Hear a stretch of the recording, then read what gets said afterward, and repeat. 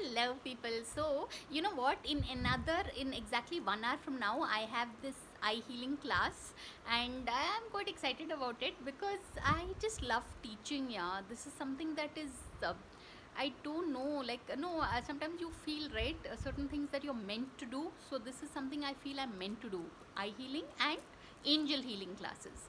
Now, with regard to eye healing, there are certain myths about the eyes that many people don't know, and hence, because we don't know, we can't do anything to help ourselves on that count. So really, people, those of you all who are interested for to better their eyesight or to just generally stop the dependence on glasses so much, do get in touch. You all can post, you can write in the comment section below, and I'd love to conduct a class because it's only after reading these so many books that I have that I understood certain fundamental truths about the eyes, which when you know, it's like a aha moment.